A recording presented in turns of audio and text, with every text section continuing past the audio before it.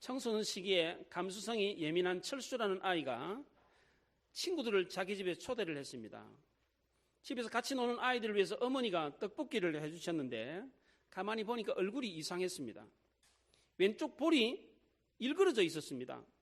귀는 아주 뭐에 뜯긴 것처럼 거의 없다시피 했습니다. 왼쪽 얼굴을 가리기 위해서 머리를 길게 이렇게 길렀는데 바람이 날리면서 왼쪽 얼굴 모습이 이렇게 희끗희끗 보이기 시작하면서 아이들이 수근거렸습니다. 어머니 얼굴이 이상하다면서 힐끗힐끗 쳐다봤습니다. 이때 철수가 이 사실을 알고 친구들에게 그럽니다. 얘들아, 우리 어머니 얼굴이 이상하지. 왜 그런지 알아? 몇 년 전에 우리 집에 불이 났는데 그 불 속에서 나를 살리려다가 저렇게 되신 거야. 나 때문에 어머니가 저렇게 되셨어요. 어머니가 불구덩이 속에서 나를 안고 나오다가 천정에 나무 기둥이 불 붙은 나무 기둥이 떨어져가지고 얼굴에 맞아가지고 그렇게 얼굴이 이그러졌단다. 나중에 동네 사람들이 나에게 그러는데 어머니 얼굴에 불이 붙어 있었는데도 어머니는 아랑곳하지 않고 나를 안고 나왔다고 그래. 우리 어머니의 상처가 있었기 때문에 내가 이렇게 살아있는 거야. 나는 저 어머니의 상처를 자랑스럽게 생각해. 철수는 육체에도 아무런 상처가 없었을 뿐만 아니라 마음에도 아무런 상처가 없었습니다. 왜냐하면 어머니의 그 흉한 상처가 사랑의 징표였기 때문입니다. 철수는 오히려 어머니의 상처를 자랑스럽게 여겼습니다. 이것 때문에 철수는 더 아름답고 더 성숙한 청소년으로 자랄 수 있었습니다. 왜냐하면 그 어머니의 상처가 자기를 살렸다는 사실을 알고 있었기 때문입니다. 오늘 본문은 누군가 때문에 상처를 입은 이야기를 하고 있습니다. 바울은 복음을 전하다가 예수님 때문에 상처를 많이 입었습니다. 그 상처를 입으면서 교회를 세웠는데 그 교회 안에 율법을 강조하고 교회를 어지럽게 하는 율법주의자들이 있었습니다. 이들은 바울의 사도성을 부인하고 기독교인들의 할례를 강요했습니다. 유대인들은 언약의 징표인 할례를 행하면 구원받는다라고 생각을 하고 할례만 받아도 구원받으니까 너희들도 할례 받아라 이렇게 강요를 했습니다. 이들이 할례를 강요했던 이유가 무엇입니까? 오늘 12절에 보면 이렇게 말합니다. 무릇 육체의 모양을 내리는 자들이 억지로 너희에게 할례를 받게 함은 그들이 그리스도의 십자가로 말미암아 박해를 면하려 함뿐이라 그렇게 말했습니다. 할례를 받으면 박해를 피할 수 있었기 때문입니다. 그 당시에 로마인들은 유대인들에 대해서는 비교적 관대했습니다. 유대인들이 데모를 많이 하고 반란을 많이 일으키니까 아이고 저것들 귀찮다 그냥 종교 인정해주고 건드리지 마라. 그래가지고 유대인들을 그냥 이렇게 놔줬습니다. 유대인들도 기독교인들의 할례를 행하면 자기네들 같은 편이라고 생각해서 기독교인들을 박해하지 않았습니다. 할례 받은 기독교인들을 박해하지 않았습니다. 그러니까 예수도 믿고 할례도 받고 그러면 로마인이나 유대인들에게 박해를 안 받으니까 구원도 받고 박해도 안 받고 얼마나 좋냐? 그렇게 하자. 그렇게 말을 했습니다. 우리도 양쪽 세계에 발을 걸치면서 너희 좋고 매부 좋고 교회 안에서도 복을 받고 세상에서도 복을 받고 천국도 가고 세상에서도 부를 누리고 얼마나 좋습니까? 누림과 풍요 얼마나 매력적이고 얼마나 달콤합니까? 또 하나 율법주의자들이 할례를 강요했던 이유는 육체를 자랑하기 위해서였습니다. 13절에 보면 할례를 받는 그들이라도 스스로 율법을 지키지 아니하고 너희에게 할례를 받게 하려 하는 것은 그들이 너희의 육체로 자랑하려 함이라 그랬습니다. 할례를 받는 기독교 할례당이 많아지면 봐라 다 할례 받잖아. 교회 다니는 사람들도 다 할례 받잖아. 그럼 너도 할례를 받아. 이렇게 말을 하는 거예요. 예수도 믿고 할례도 받고 그래서 박해도 피하고 제자도 늘어나고 그러니까 얼마나 좋냐? 할례를 받자. 이렇게 이야기를 했습니다. 여기에 대해서 사도 바울은 어떻게 했습니까? 단호하게 나는 십자가 외에는 자랑할 게 없다. 그렇게 말을 했습니다. 오늘 14절 상반절에 그러나 내게는 우리 주 예수 그리스도 십자가 외에는 결코 자랑할 것이 없으니 그랬습니다. 예나 지금이나 십자가는 걸림돌입니다. 특히 풍요의 시대인 오늘날은 더더욱 십자가는 큰 걸림돌입니다. 그런데도 바울은 이 십자가를 택한 이유가 무엇입니까? 바울은 이 십자가 안에서 새로워졌기 때문에 그렇습니다. 십자가를 지신 예수님 때문에 새로운 인생을 살게 되었기 때문에 그렇습니다. 그래서 유대인들에게 너희들 할례 받은 거 말고 다른 거 한번 내놔봐라. 나는 예수의 흔적을 가졌다. 바울은 갈라디아 교회 안에 있는 할례당과 오랜 논쟁을 하면서 마지막 결론 부분에서 히든 카드를 내밉니다. 그게 바로 예수의 흔적이었습니다. 말로만 십자가 자랑하지 말고 율법도 안 지키면서 할례만 받으라고, 할례만 받으면 천국 간다고 하는데 그거 말고 너희들이 정말 진짜 예수 믿는 사람인지 증거를 대봐라. 나는 내 몸에 예수의 흔적이 있다. 세례받았다는 거 말고 예수님 때문에 고난당한 적이 있느냐, 예수님 때문에 손해본 적이 있느냐, 예수님 때문에 입은 상처가 있느냐 한번 내놔봐라. 그렇게 말을 했습니다. 바울은 자신의 사도성을 반대하고 할례를 강요하는 유대인들에게 나는 내 몸에 예수의 흔적이 있다 그렇게 말했습니다. 이 예수의 흔적이 무엇입니까? 고린도서 11장에서 매 맞은 이야기를 했습니다. 40에 하나 감한 매를 39대 때리는 매, 죽기 일보 직전에서 멈추는 매를 5번이나 맞았습니다. 3번 태장으로 맞았습니다. 돌에 한 번 맞아가지고 죽었습니다. 여러분의 삶에는 이런 예수님의 흔적이 있습니까? 예수 믿다가 여러분들 매 맞아 보신 적이 있습니까? 예수님 때문에 수고하고 자지 못하고 줄이고 목마르고 고통당하고 근심하고 걱정해 보신 적이 있습니까? 예수님 때문에 눈물 흘려 보신 적이 있습니까? 예수님 때문에 희생하고 예수님 때문에 아픔과 고통을 겪어보신 적이 있습니까? 이런 흔적이 있다면 그 사람은 예수님의 흔적을 가진 분입니다. 사도 바울은 이런 흔적을 가지고 있다 그렇게 말을 했습니다. 사람이 머문 자리에는 인생의 흔적이 있고 자연이 머물고 간 자리에는 세월의 흔적이 있습니다. 우리도 지금까지 살아왔던 삶의 흔적을 지니고 있습니다. 싫든 좋든 기쁘든 슬프든 우리가 거쳐갔던 곳에는 늘 언제나 흔적이 남게 마련입니다. 특히 우리의 몸에 난 흔적을 보면 그 사람이 어떻게 살았는지를 알 수가 있습니다. 고대에는 인간의 몸에 난 상처를 보면 그 사람이 자유인인지 노예였는지, 그 사람이 영광스러운 사람인지 비참한 사람인지 금방 알 수가 있었습니다. 전쟁터에서 난 상처는 칼자국, 창자국입니다. 그러나 종이나 노예들에게 난 자국은 칼자국, 창자국이 아니라 채찍자국, 매맞은 자국입니다. 그 형태가 다릅니다. 그리고 맞은 부위도 달라요. 전쟁터에서 난 상처는 주로 앞에 있습니다. 그러나 노예나 종들에게 난 상처는 주로 어디 있습니까? 등에 있습니다. 뒤에 있습니다. 그래서 고대 로마 병사들이나 그리스 병사들은 자신의 난 몸의 상처를 가지고 자랑을 했습니다. 이것 봐라. 나는 전쟁터에서 이렇게 이거 겪다가 여기에 칼 맞았다. 여기 화살 맞았다. 여기 창 맞았다. 그러면서 자기 몸의 상처를 가지고 자랑을 했습니다. 전쟁터에서 앞에 난 상처는 영광스러운 상처였습니다. 왜? 죽음을 맞이해서 용감히 싸워서 생긴 상처였기 때문입니다. 그러나 몸 뒤에 난 상처는 비겁함의 흔적이었습니다. 그래서 고대 그리스의 스파르타 어머니들은 전쟁터에서 아들이 죽었을 때에 그 아들의 시신을 찾아가지고 상처를 확인하고 그 상처가 몸 앞에 있으면 가족 공동묘지에 매장을 하고 몸 뒤에 상처가 있으면 무명의 시신으로 처리하도록 내버려 뒀다고 합니다. 이처럼 우리 몸에 난 상처는 그 사람의 인생을 말해주고 있는 것입니다. 농부를 보면 그 손에 증거가 남아 있습니다. 굳은 살이 배겨 있어요. 운동을 하는 사람은 근육이 있습니다. 몸의 흔적을 보면 그 사람이 어떤 인생을 살았는지 금방 알 수가 있습니다. 담배를 많이 피운 사람들은 어때요? 이가 누렇습니다. 손가락도 노래요. 폐의 흔적이 남아 있습니다. 술을 많이 마신 사람들은 손이 떨려요. 손이 나중에. 정신이 혼미해지고 치매가 빨리 옵니다. 이렇게 살아온 삶의 흔적이 우리 안에 있습니다. 불가에서는 수계라고 그래서 팔목에다 뜸을 뜹니다. 수계, 중들이 지켜야 될 행실을 지키겠다라고 서약하는 뜻으로 팔목에다 뜸을 떴습니다. 중들은 나는 중이다, 승려다라는 것을 알게 하기 위해서 머리를 깎습니다. 캐톨릭 사제들은 어떻습니까? 사제복을 입습니다.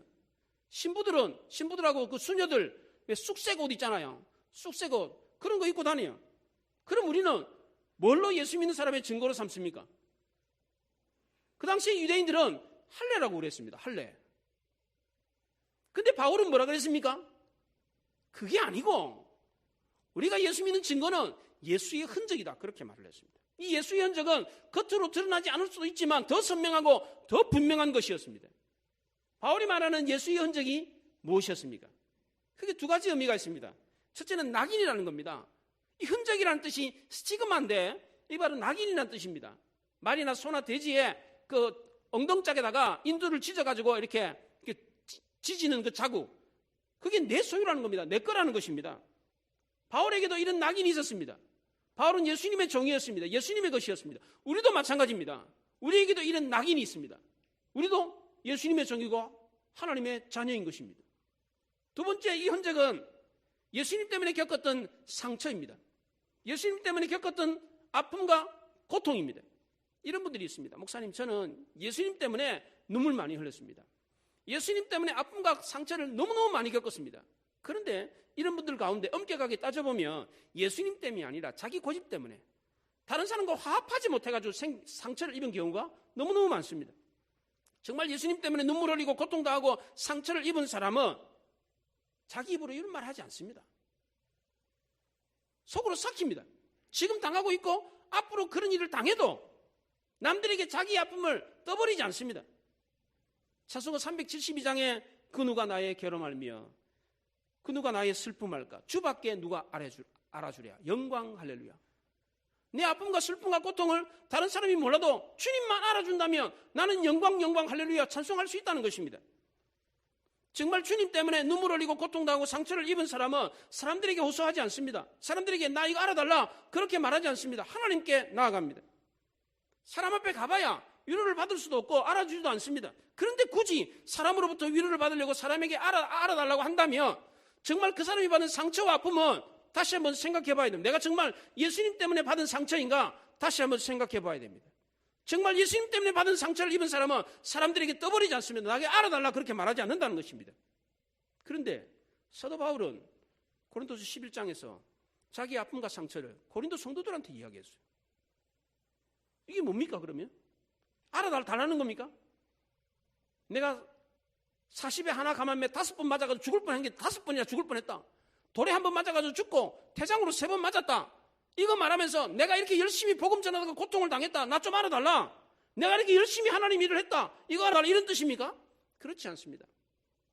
바울은 고린도서 11장에서 그가 당한 아픔과 고통을 구구절절히 이야기하고 난 뒤에 12장에서 3층 천의 하늘을 보았다는 이야기를 합니다. 천국을 보았답니다. 깊은 신앙의 경지를 경험하고 난 뒤에 그가 결론적으로 고린도서 12장 9절과 10절에서 이렇게 말을 합니다.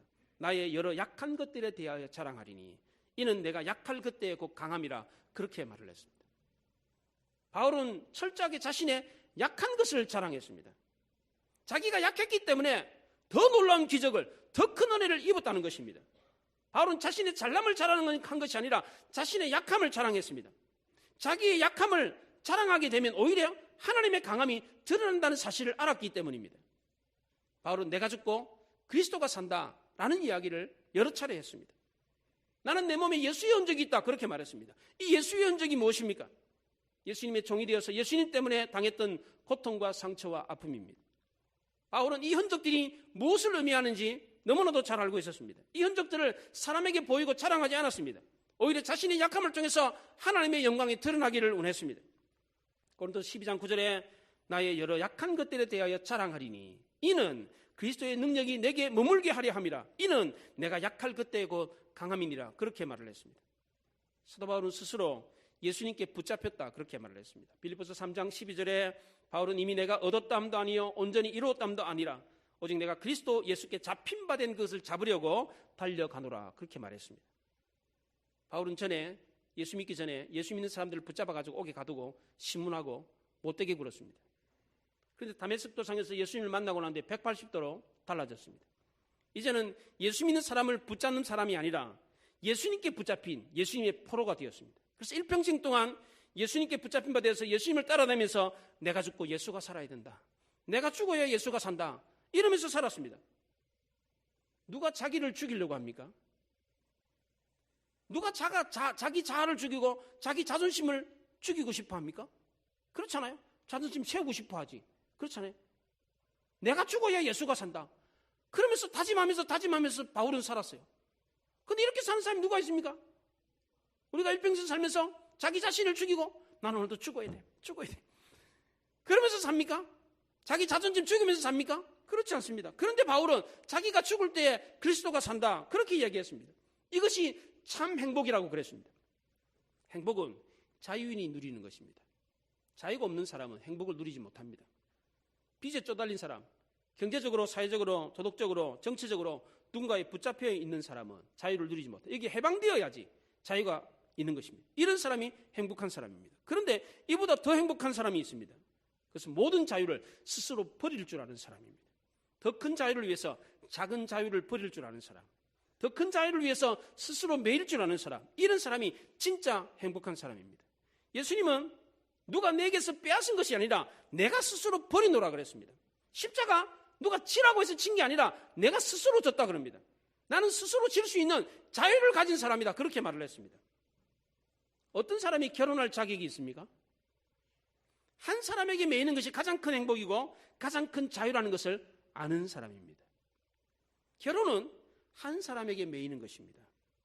매임으로 자유함을 얻는 것입니다. 더 큰 행복을 위해서 청춘 남녀가 스스로 매이는 것을 택하는 것, 이것이 바로 결혼이라는 것입니다. 그렇지 않습니까? 사실 사도 바울이 예수님께 매인 것은 행복이 아니라 고통이었고 슬픔이었고 아픔이었습니다. 그런데도 왜 바울은 이런 삶을 선택했습니까?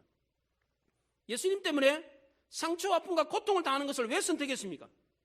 사실 바울의 몸에 난 상처는 세상 사람들이 봤을 때는 영광스러운 상처입니까?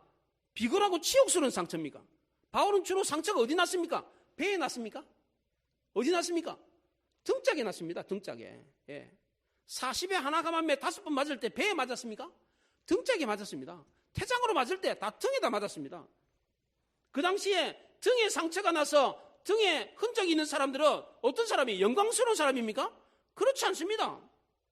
비겁한 사람이고 비굴한 인생, 처참한 인생을 산 노예와 종들과 같은 사람입니다. 그런데도 바울은 자기의 그 흔적을 영광스럽게 생각했습니다. 그 이유가 무엇입니까? 자기가 정말 얽매이고 있던 것, 노예되었던 것에서 예수님이 해방시켜 주셨기 때문입니다. 바울은 자기를 해방시켜 주신 예수님이 너무 좋아가지고 나는 예수님의 종이다, 그렇게 고백했습니다. 로마서 1장 1절에서 그리스도의 종된 바울은 그렇게 말했습니다. 이 고백을 할 때 나는 그리스도의 종입니다, 나는 노예입니다 라고 고백할 때에 사실은 바울은 눈물을 흘리면서 이 고백을 했습니다. 바울은 자기 스스로 그리스도의 종이 되었습니다. 과거에 바울은 운명의 노예였습니다. 사탄은 부정적이고 과거에 불행한 과거에 매이도록 합니다.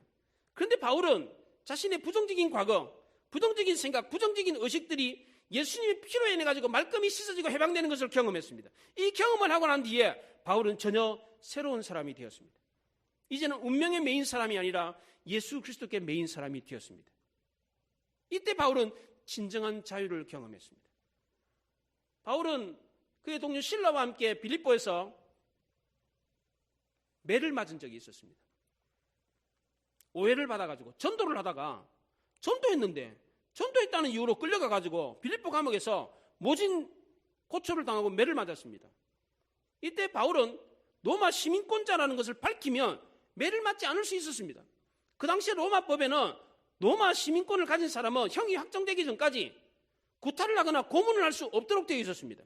얼마든지 자기의 실분을 밝혀가지고 로마 시민권자인 것을 이용해 먹을 수가 있었습니다. 그런데 바울은 그렇게 하지 않았습니다.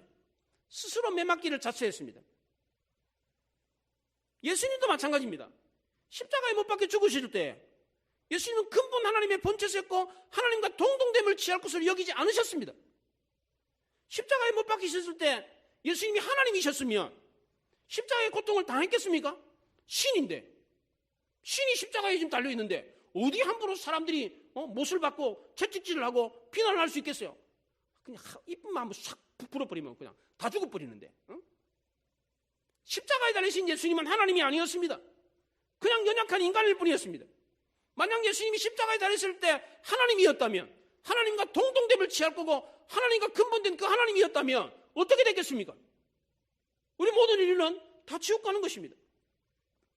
만약 바울이 로마 시민권을 빌립보 감옥에서 이용해 먹었더라면 어떻게 됐겠습니까?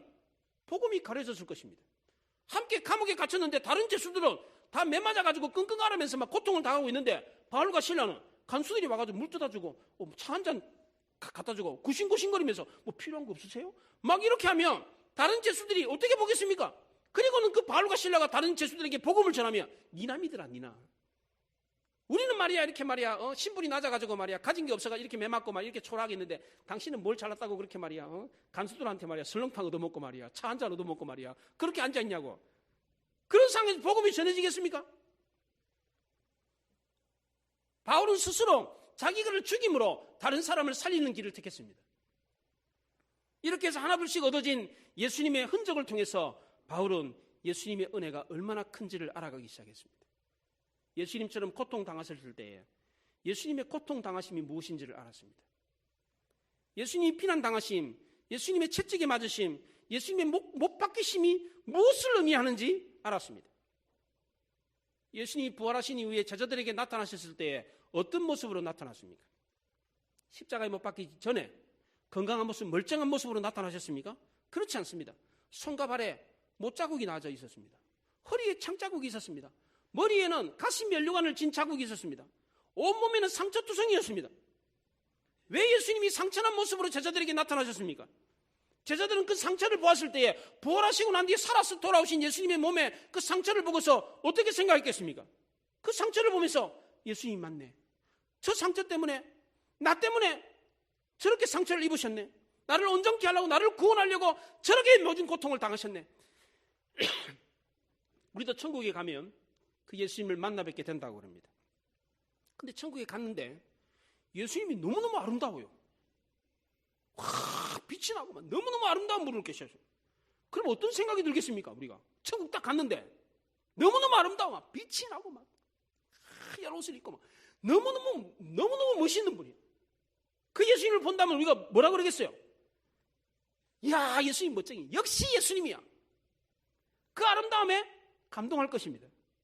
그런데 그 예수님이 정말 나를 위해서 피를 흘리셨나? 그 예수님이 정말 나를 위해서 살을 찌시고 몸에 못에 박히시고 창에 찔리시고 모진 고통과 고난을 당하셨나? 이런 생각이 들겠습니까? 멀쩡하신 예수님, 아름다운 예수님을 보면 물론 감동은 있겠지요. 그런데 그 이상의 감동은 없는 것입니다. 그런데 우리가 천국에 가서 뵐 예수님은 어떤 모습이라고 합니까? 손과 발에 못자국이 그대로 나 있는 예수님, 허리에 창자국이 그대로 있어요. 머리에는 가슴 면류관을 쓰고 있어요. 온몸에 상처투성이에요. 차마 눈 뜨고 볼 수 없는 모습으로 있어요. 이런 모습을 볼 때 우리는 어떻게 보겠습니까? 내 죄 때문에 저렇게 고통을 당하셨구나. 나를 구원하기 위해서 그 엄청난 수모와 고통을 당하셨구나. 그리고 그 앞에 무릎을 꿇고 머리를 숙일 수밖에 없지 않겠습니까?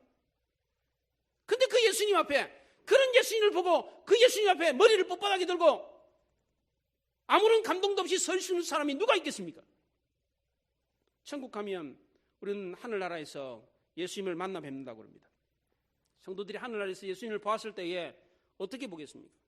예수님의 존귀하심, 아름다심, 거룩하심을 보고서는 머리를 숙여 경배하겠죠. 예수님이 존귀하니까 거룩하고 아름다우니까 찬송과 경배를 올리겠죠. 그런데 그 예수님의 존귀하심과 거룩하심과 아름다움이 나랑 무슨 상관이 있습니까? 예수님이 존귀한 거지.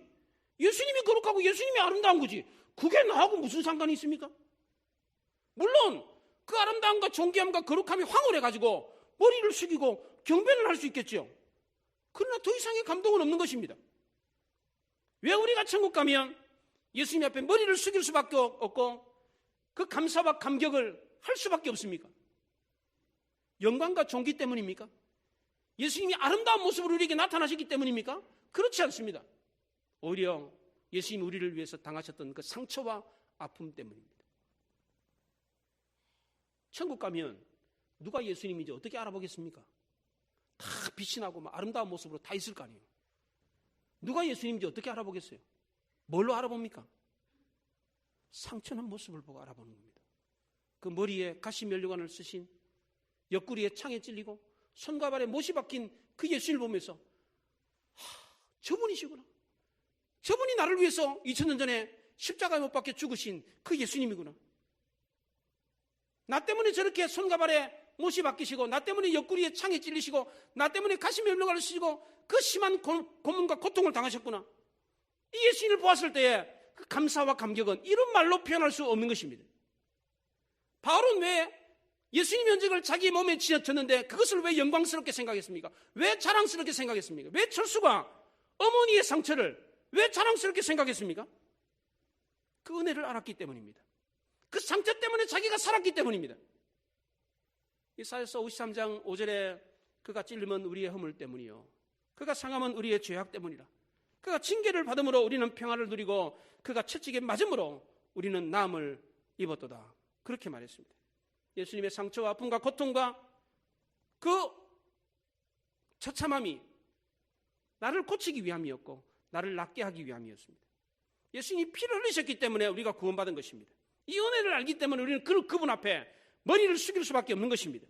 그 사랑과 그 수고와 아픔과 상처 앞에 우리는 무릎을 꿇을 수밖에 없는 것입니다. 그러면 저 천국에 가서 확인하고 나서 해야 됩니까? 나는 아직 못 봤기 때문에 예수님이 그렇게 머리에 가신 멜루안 쓰시고 옆구리에 장자국 있고 손가발에 못자국 난 거 나는 못 봤기 때문에 아직은 나는 감사 감격할 수가 없어요. 확인하고 난 뒤에 나 감사 감격할게요. 그래야 됩니까? 그렇지 않습니다. 이 자리에서도 지금도 우리는 그 예수님 앞에 무릎을 꿇을 수 있어야 됩니다. 왜 그렇습니까? 왜 우리는 이 자리에서 지금 여기에서 그 예수님의 상처와 고통과 아픔 앞에 감사하고 감격해야 됩니까? 왜 우리는 예수님의 흔적을 자랑스럽게 여겨야 됩니까? 내가 성숙해지기 때문에 그렇습니다. 내가 아름다워지기 때문에 그렇습니다. 나를 통해서 하나님의 영광이 드러나기 때문에 그렇습니다. 철수가 어머니의 그 상처를 자랑스럽게 여겼기 때문에 철수는 아름다운 청소년으로 자랄 수가 있었습니다. 사도 바울은 예수님의 흔적을 자랑스럽게 영광스럽게 여겼기 때문에 그 어떤 아픔과 고통도 이겨낼 수 있었던 것입니다. 천국 가가지고 인정할게요. 천국 가가지고 감사하고 감격한다면 이 땅에서 그 예수님의 흔적이 무슨 소용이 있습니까? 여러분들 천국 가서 감사 감격하실래요? 이 땅에서 여기에서 예수님의 그 상처와 아픔과 고통, 예수님의 흔적을 감사하고 감격하고 자랑스럽게 여겨야 되는 것입니다. 이번 주간이 고난주간입니다. 이 고난주간이 왜 이토록 우리에게 은혜스럽습니까? 하나님의 아들이신 그분이 우리를 위해서 죽으셨기 때문입니다. 나를 위해 고난을 겪으셨기 때문입니다. 그 고난과 상처와 아픔은 순전히 우리를 위한 것입니다. 이것을 할 때 우리는 감격할 수밖에 없고 눈물을 흘릴 수밖에 없고 그분 앞에 머리를 숙이고 경배할 수밖에 없는 것입니다. 이 은혜를 알고 늘 언제나 감사하고 감격함으로 가슴 설레는 기쁨으로 살고 더 성숙하고 아름다운 모습으로 어떤 고난과 고통이 와도 담담하게 그것을 이겨내는 여러분들이 되시기 바랍니다. 기도하십시다. 말씀을 생각하며 기도합니다. 예수님의 죽으심의 의미, 고난의 의미가 무엇입니까? 그것을 이 자리에서 깨닫고 감사하고 감격할 수 있게 하여 주옵소서. 예수님 때문에 당했던 그 예수님의 흔적을 나도 가지고 있습니다. 그것을 자랑스럽게 여기고 더 성숙하고 아름다운 모습으로 나를 통해서 하나님의 영광이 더 크게 드러나게 하여 주시옵소서. 다 같이 기도합니다.